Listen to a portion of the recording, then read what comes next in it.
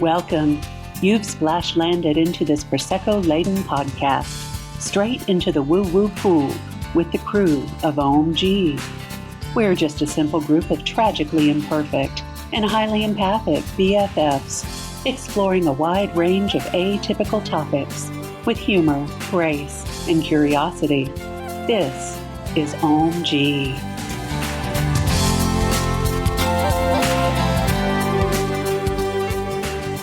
Welcome back, friends and spiritual family. Today's topic is Chandra's choice, and we're going to hit the ologies pretty hard. Numerology and astrology. You're here with the crew of Ohm-g, the podcast. This is Camille. And this is Chandra. This is Brenda Sue. And this is Lynn. Welcome back. Yeah, Chandra. Oh, we've got a good one today. Oh, detail. Detail. So several months ago, we were doing the rounds and going through topics that each one of us chose to do. And at that time, I was doing Megan Alton's numerology course. And in a very benign text, Lynn asked me if I'd ever looked at the numerology of our name. And of course, I see a rabbit hole open before me. Shocker. And I dive right in and started looking at that, like actually the numerology of our name. So when you're looking at the numerology of words and like street names, personal names, each letter represents a number. So like A equals 1, B equals 2, etc. And then when you assign those numbers to the letters, and when you add them up, the total of the name will give a certain meaning. Just adding the consonants together will give you a different aspect. Adding the vowels together will give you yet another aspect. So when I did that for just Ohm-g Podcast, the way that we feel fulfilled, our number is a 4. And so that means leadership and structures, building foundations, laying groundwork for future endeavors, making sure that we have the structural process and support in there to be able to build new and better things upon. And I thought that okay, all right, that sounds good. Our strengths and assets came out as a 9, which is higher perspective, leadership through closing cycles, navigating endings, and creating new beginnings. Interesting. Very. Mm-hmm. Then we come back to how others perceive us. And that also came back as a 4. So we're perceived as foundation builders, as structure creators, process creators, laying the groundwork for other things to be built upon. So like community. Yes. So I'm interested to hear how you guys perceive all of that. I think that's amazing. Like the firm foundation, because that's what we're trying to do is build community. And if you build community, you want to build it on a firm foundation, not some rickety structure. Mm-hmm. So I love that that's a 4. That makes me really happy. Yeah, I like it a lot too, especially because we've been doing this for several years now. And yes, we've undergone some structural changes and one-offs and little breaks and everything, but there's a firm foundation supporting us. And I guess it tickles my ego a little bit too, because I think that 4 is my personal number. I'm not sure. That's what I was getting ready to say is 4 is very prevalent in the group. 4 is your ruling number. Okay. 4 is my personal day number. Cool. And I didn't think to look back to see if there were any other 4s, but I mean, 4 is... It's prominent. It's prominent in the personally in the group. And 9 also, Lynn, your ruling number is 9. Oh, I have no idea. Yeah. You're here to learn, girl. Yeah. So that felt logical. Then we call rather than like signing every email, Brenda and Lynn and Chandra, we call ourselves the Woo Crew. Or the Roo Crew, either way. Or the Woo Crew, the Rudy whatever. Roos, whatever. The Woo Crew. That's how we like sign our emails and stuff on social media sometimes. So I looked at the numerology of that as well as our name. So with Woo Crew, the way we feel fulfilled is an 8, which is devotion, dedication, and commitment to going deep, not having any, the like small talk, shallow, right at the surface just doesn't interest us at all. Our strengths and assets come out to a 4. Oh, interesting. That is Nice. interesting. And also, the strength of Woo Crew is leadership and building foundations. and there's 4 of us as well. Right. Mhm. Right. Mm. Girl, look at you seeing patterns and things. Look at that chair we're making here. Oh, goodness. 4 steady legs. I think she did shrooms before we recorded this. I don't know. Whatever. Stay in the flow, Brenda Sue. I'm trying. And then how others perceive us is a 3, which is amplification, compounding and expanding energies, radiating outward. It's an investment energy. It's kind of like you put $100 in a savings account, there's compounding interest. Over time, that $100 is not just $100 anymore. It grows, and the more it grows exponentially, Mm-hmm. right? So the 3 is kind of like that kind of amplification, is like you plant the seed or you start the thing, but it doesn't just grow linearly. It grows exponentially. It expands. It's like the compounding interest. Almost like the ripple effect that we talked about, I think, with Mhm. like the community building. The one thing that we do for this person might ripple off to the next person that they interact with. So Exactly. It's that kind of energy. Right. Mm. And so Butterfly effect. Mhm. exactly. So that's how others perceive us as Woo Crew, as the Woo Crew. Nice. Oh, I can totally see that. Yeah. Mhm. Yeah. It totally makes sense. Like all of this resonated for me. Like I can totally see how that, even just like comments that we get sometimes back from emails that we send, or comments that just kind of like off the cuff things that people will say to us in passing at the end of events and things, totally resonate with a lot of these numbers and the meanings of the numbers. That is so interesting to me. I know you've done my chart for my birthday, and I found all of that like really intriguing because it ties in so well with astrology too. It's like Mhm. writing the full picture of who you are, but then who we are collectively as a group. As we haven't. That's really cool. Really Mhm. interesting. Mm-hmm. I love it. So now what do the planets say about us? Oh, goodness. So many notes here. So I'll try and get through this. So I had to go back to our first episode date, I think in Spotify, in order to pull a chart for the podcast. Unfortunately, I can't get our rising sign since I don't know the minute we started recording, but our birth date was November 18th of 21. And I would say that gives us a Scorpio sun, and we are quite Scorpio overall. We've got Sun, Mars, and Mercury there.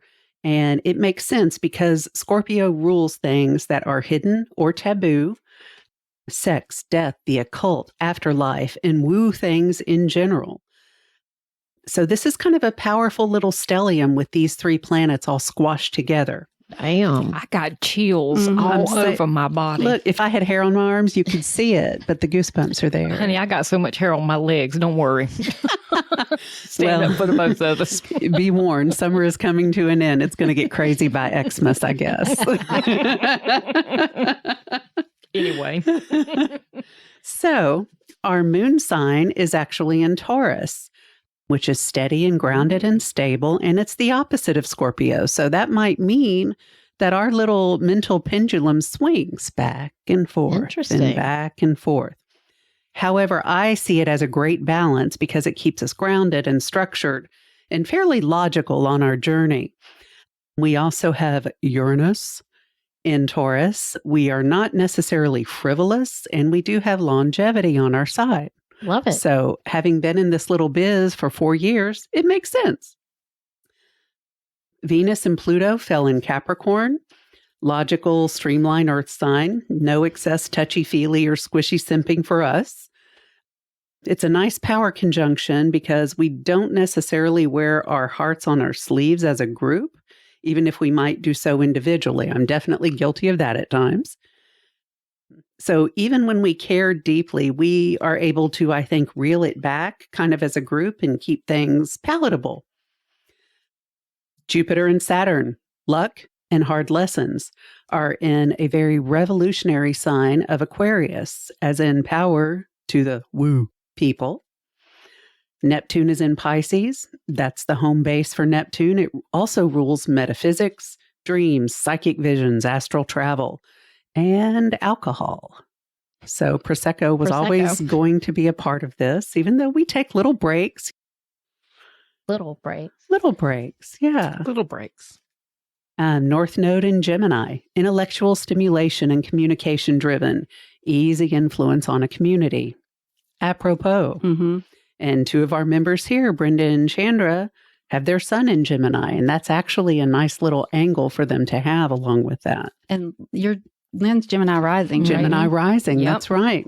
Yeah, I'm the only one with no Gemini in the big three. But you attract them like oh, honey, moths to flames.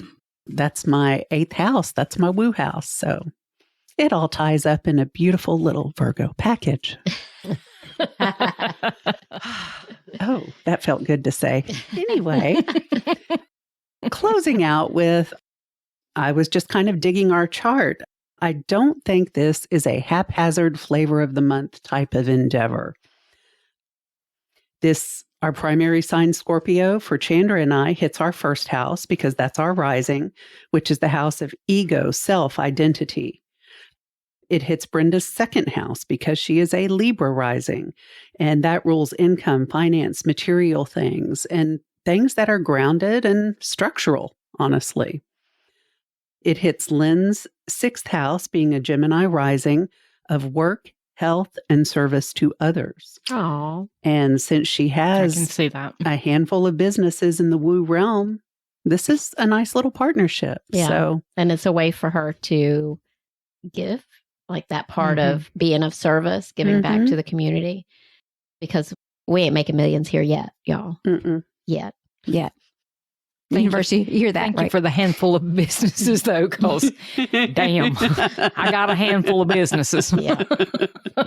As a Gemini rising, that's perfect.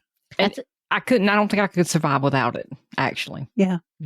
That's really interesting. The fact that we're kind of opposite with the Scorpio and the Taurus together, because that's also usually whenever you are with or you have like those opposite signs, it's where you learn the most, right? Oh, yeah. You learn the most from each aspect of that sign. And if we think about going back to when we started this, it's like, whew, have we learned a lot together since the beginning? So, Well, and that's great. That's really cool, Camille. Thanks for sharing all that stuff. the way that strikes me is with having that kind of like the two disparate sides is balance. That's right? exactly what I was. It's like light, dark. You can't have one without the other. Get out my head. Get out my head. Again. Again.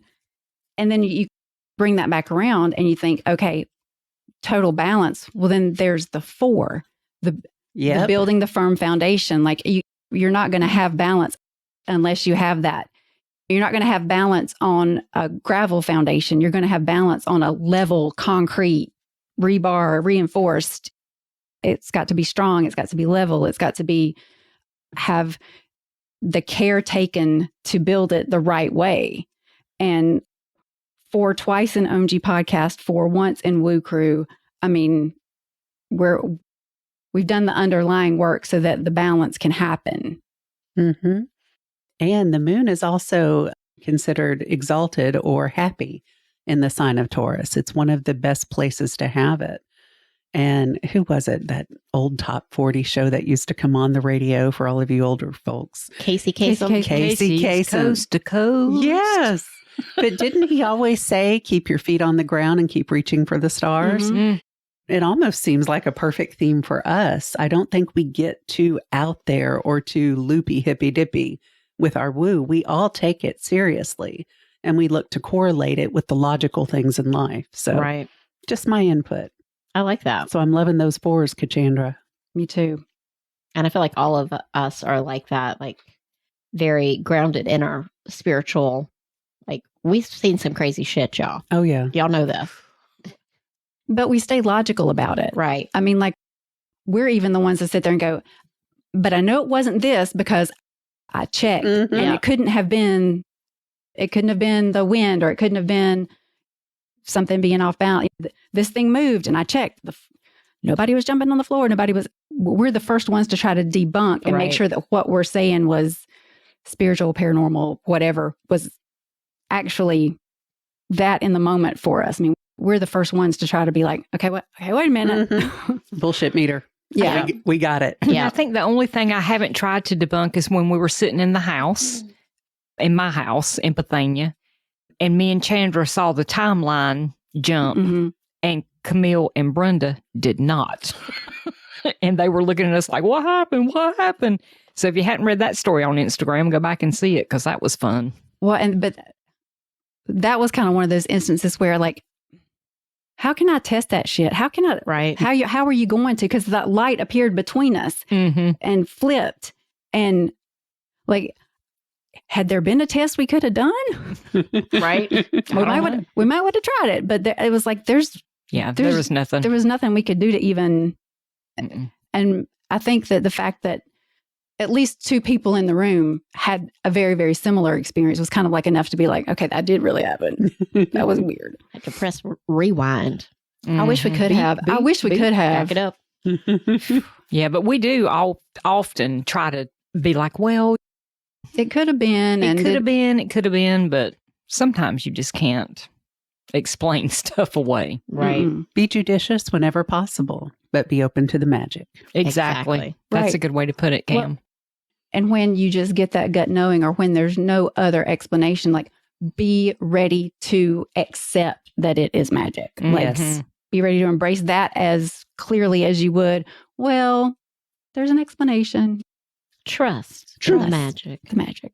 Boop-a-doo, boop-boo. So, because I am a little bit extra, I went back and also did the numerology of our birthday. Like Cool. Cam did the astrology. So I went back and did the numerology of it. So our first episode, our trailer aired on 11/11, which of course it did. Of course it did. Of course. But the first time everyone in the audience heard all of our individual voices was 11/18/2021. So I did the numerology of that date, and you add all those numbers up, it comes up to a 16, which is a 7, Which is my personal number. which is Brenda's personal number. The 7 is the number of intuition, the number of that leap of faith, that trusting that if you just jump, the universe is going to catch you Mm-hmm. and it's going to be for your highest and best. And it's also the number of like surrendering to the lead of, you get that knowing, but it sounds crazy. Like, how is that going to work? How is that going to happen? Just that energy of, Just do it. I feel it. I'm going to do it. I'm going to either fail miserably and learn from it. It's going to succeed and it's going to be beyond my wildest expectations. But you just know that the best outcome possible is going to come from it. You have to surrender to that inner knowing, that inner lead. When I did our grid, so in numerology, you take the digits from the date and plot them on a grid that goes vertically 1, 2, 3. Then the next row is, or the next column is 4, 5, 6. And the next column is 7, 8, 9. Like from the bottom to the From top. the bottom to the top. And I'll put what our grid actually looks like in the show notes of this episode. We have 4 1s, 11/11 shocker, Oh. in our date. 4 1s can mean that we are quick to start things but not finish them, or that we have anxiety over what to choose. And I feel like I feel seen. called out is what I feel. Hit pause so I can overthink for an hour, Brenda. Please. But I can see, I don't think we go to the extreme with that, but I do think we are idea generators. Like, we will sit and we'll come up with 10 ideas and they all sound great in the moment. And it's like, which ones do we do? Which ones do we go with? I don't know that we get the anxiety of it, but we do get I wish we could do them all, but we've got to be reasonable, or what can we actually accomplish, or whatever. So I don't think we go to the extreme with that, but I can see how we have some of the influence of that. We don't necessarily have those characteristics, but I see how that can influence us Mm-hmm. in decision making. We have 2 2s. in our date. And 2 twos, so 2 is the second number of intuition because it's you and spirit. It's the union. So strong intuition, desire to support others, and value basics are strong in the areas of love and kindness. Oh, I love that. And we also have an isolated 8. And the isolated 8 means that we have the propensity to be insecure about the perception of others and have a propensity to be hyper independent. I don't know anyone like that, Chandra. Everyone in this room right now. Y'all ever see me pick up a washing machine? Because I can by myself. This is Lynn, by the way. Just saying. And as long as nobody's there to witness it, move it up the steps if I have to. Exactly. I don't need help. I don't need nobody. That was a good example of what Chandra was talking about. But continue. But, I mean, I see that very clearly in especially interpersonal struggles, because we all have those propensities.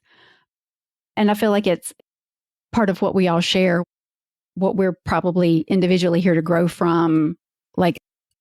That's our own isolations, but in the group, we're not isolated anymore in that area. So I feel like that's very strong. And maybe learning how to trust each other to also have our back. Mm-hmm. Mm-hmm.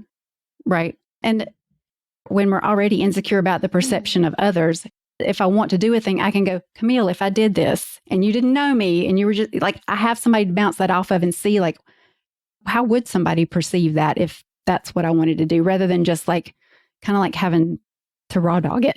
Right. Right. and find out, you have to fuck around to find out. Right. Mhm. Right. Or have a typical friend who's going to support you and be like, oh, that sounds wonderful. I think you can do it when, Right. And then Really, just you shouldn't. Right. Right. Judicious. So I'm just going to let everybody in the room kind of see what that grid looks like. I mean, can you see all the empty There's a lot of lines? empty numbers. Yeah. Right. There is. Almost tic-tac-toe-ish looking. Exactly. And so when you look at the grid, when the rows or columns are completely filled in, they have a certain influence on you. When they are completely empty, they also can have a different certain influence on you. We have a row, a column, and a diagonal that are all empty, that are void of numbers. So we have the 369 empty, which is the arrow of disinterest. And I'm going to read what that can mean. Okay. So this influence, although these are those born under this influence, may question or feel insecure about their level of academic awareness. Those born with this influence find learning less interesting overall unless or until something piques their interest. Disinterest often leads to focus on a single idea or purpose at a time. Only when something feels important will this person take the time to learn more about it. And when they do, they tend to learn quickly so that they can move on to implementing and or teaching. Mm-hmm. The key is motivation. Learning for the sake of learning or knowing doesn't motivate them. There may be other areas in their chart that are keys to their motivation. And when that motivation is satisfied, then they will learn and understand that they need what they need in order to move forward with their motivation. So it's kind of a lot of our numbers, start talking, or intuition. We have 2 twos and our ruling number are about intuition. So obviously that's where our interest is going to lie. Hands down. Mm-hmm. It's important that they are not shamed for their lack of desire to intellectually process, or this can become sabotage and a limit for them. So the fact that we may not be interested in this one particular topic and not devaluing ourselves for that, but knowing that we're probably going to become experts in our peer groups on another topic because that's where our interest lies. So, yeah, what you put your energy toward. Right. If it doesn't make you light up, then it's not going to have a good outcome. Exactly. So, ding, ding, ding. We also have the 357 arrow of inquiry and curiosity. So it's kind of a very similar energy there. So this is the influence of the scientist, the researcher, the naturally curious. This individual is the young child who asks questions all day long but never grows out of it. They seek to understand and don't take face value explanations. They prefer to uncover every possible answer and then choose the one that the evidence most supports. And I feel like we also we'll look at something in several ways and be like, oh, that resonates with me. Like that's what I'm going to take from this because that feels like it's the most true. Mm-hmm. These individuals help us challenge what we believe and seek answers. However, they can become caught up in the drive for proof that they forget to enjoy the mystery of life and the inspired curiosity the curiosity that inspired them to begin with. So that's just kind of like if you were to let that influence go into the shadow aspect. I don't really see us doing that. I think we're more like, oh, that was interesting. Like, let's go down that rabbit hole and see what we can, see what we can find out. And does it apply to us? Like one of the best examples I have of that is like when we all started seeing Egyptian iconography in our spirit groups, and we all kind of like individually started going down different avenues of that, and how that has like individually, it's influenced us all since then, but in somewhat different ways. The last is the arrow of frustration, which is the 456 that is completely empty. And the meaning of that is, again, it all comes down to interest. Can create an elevated level of discomfort in situations and circumstances that do not interest them. They have a difficult time committing to projects, people, and ideas, and would rather experience perpetual freedom to do what they want to do. Travel is important for people with this influence, as it will help temper any anxiety with commitment.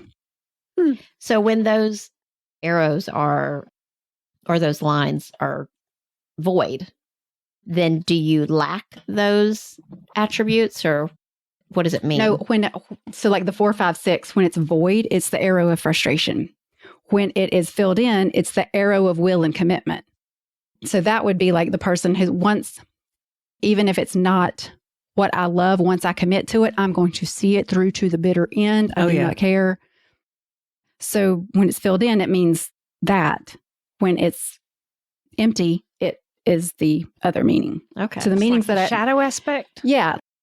But not in like the positive or negative way, but it's because the person who has the will of commitment can definitely, like, depending on their ruling number, that can be something that they totally need to be successful and be in their, what I call, secure execution of the number rather than the insecure execution of the number. So it's kind of like these arrows of influence go along with and uplift the ruling numbers in those aspects.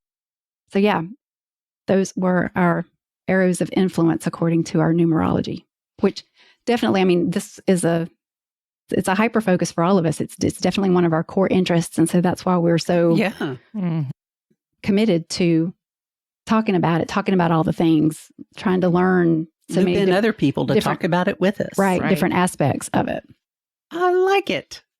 Yeah, I felt very uplifted and very validated by our numerology and astrology.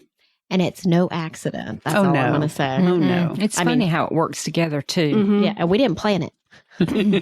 Yeah. The universe planned it for us, I believe. We signed up for it before we were born, but that's a different episode. So what I'm hearing is everybody needs to have an astrology and numerology reading to get your crap together. Yeah. I support this. Yeah, and Chandra's doing numerology readings now. She's done one for me, and she did one for my new name, what it's going to be, y'all. So that was helpful, too. But yeah, reach out to her if you're interested in learning more about numerology or having a reading. You can always very like helpful. reach out to us at the podcast. We'll get you to the right people. Yeah, we'll hook you up, honey. All right. Well, that was such a fun little discussion. Thank you for bringing that to us, Chandra. Yeah. And I love that our numerology and our astrology is like so on point for what we're trying to do and who we are as a group. And I just love it. I love it. Love it. I love it. I love it. Yeah, I love how it works together. How one kind of supports. One supports the other. All right, folks. I think that's a wrap for us for today. We love you all very much, and we hope to see you soon. Bye, everybody. Bye-bye. Ciao, ciao. Peace out. Thank you for joining us today. Please follow and subscribe to our podcast on Apple, Stitcher, Spotify, or wherever you get your podcasts, and leave a review. It's so easy to do and such a huge help for us. We appreciate your interactions so much. Want to join us at our table? Make sure to check out our YouTube channel and join our Facebook community. If you've enjoyed this content and wish to support us, take a look at our Patreon page. All information and links will be in our podcast description. Catch you next time.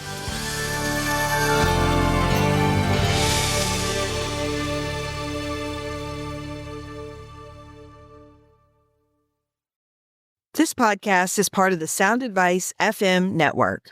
Sound Advice FM, women's voices amplified.